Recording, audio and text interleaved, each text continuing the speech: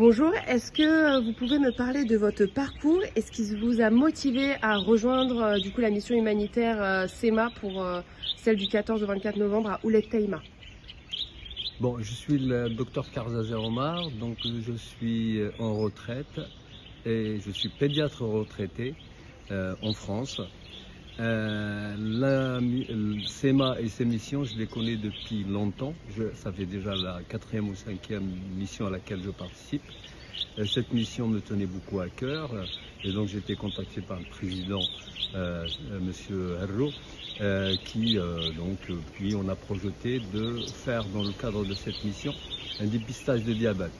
Tout est parti, je peux continuer? Oui, oui, vas-y. Tout est parti du fait que le diabète actuellement est un fléau mondial. Il est actuellement donc en train de progression dans le monde entier, du fait de la sédentarité, du fait de la malbouffe, du fait de l'utilisation trop excessive de sucre. Donc c'est ce qu'il apparaît actuellement. Au Maroc, donc ça va être à peu près la même chose que dans tous les pays arabes.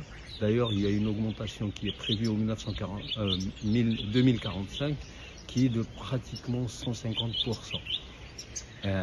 Cette augmentation donc est impressionnante. C'est pour ça que le dépistage du diabète est très important à mettre en route dans tout le royaume. Super. Quels ont été les défis spécifiques lors de cette mission à Ouled Taïma? Est-ce que vous pouvez nous partager les défis que vous avez rencontrés? Donc, lors de cette mission, il y avait plusieurs choses. On était plusieurs médecins, plutôt des généralistes, c'est-à-dire faisant de la médecine générale. Donc, on avait bien souvent pratiquement 4 bureaux de consultation, donc ce qui fait 4 médecins qui faisaient de la médecine générale, mais dans le cadre donc de l'examen de tout patient, bien sûr on faisait les glycémies pour essayer d'avoir le profil glycémique de la personne, mais pas que. Donc on regardait beaucoup d'autres problèmes et les problèmes qu'on a vus et rencontrés, c'était beaucoup plus de problèmes au niveau gastro-intestinaux. Il s'avère qu'il y a beaucoup de problèmes au niveau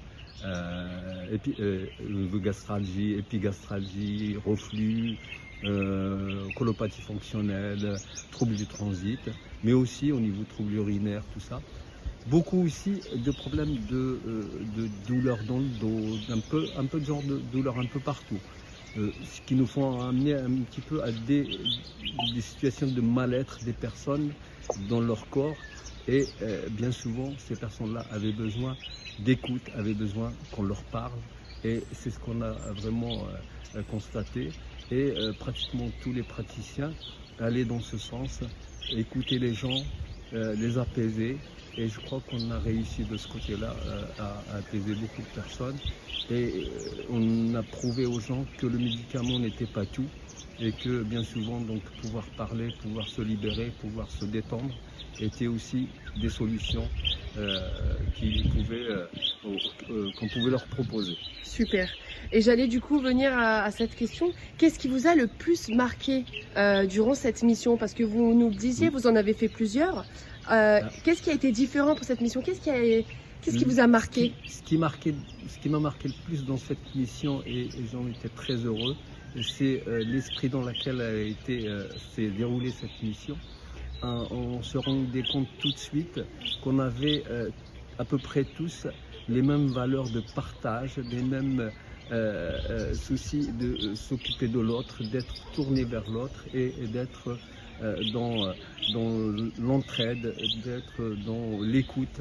Il y avait un vrai engagement de la part des bénévoles. Moi, j'ai trouvé un vrai engagement par rapport aux bénévoles que j'ai rencontrés, qui ont travaillé avec moi, quel que soit leur niveau de responsabilité, quel que soit leur niveau